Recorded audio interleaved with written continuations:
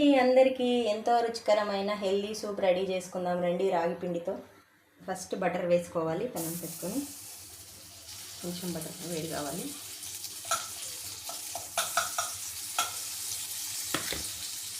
సన్నగా తరిగి పెట్టుకున్న వెల్లుల్లి, తర్వాత పచ్చిమిర్చి, టమాటోస్, కాస్తంత క్యారెట్ తురుము, కాస్త కొత్తిమీర కూడా వేసేసుకోండి. మళ్ళీ పైన వేసుకోండి. కాస్త సాల్ట్,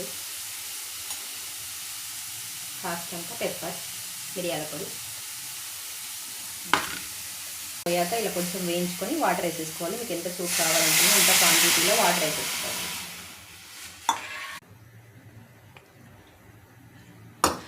రెండు స్పూన్ల రాగి పిండిలో చక్కగా వాటర్ కలుపుకొని దీంట్లో మసాలండి చక్కగా మరుగుతుంది. చక్కగా సర్వ్ చేసుకొని రెగ్యులర్గా తీసుకొని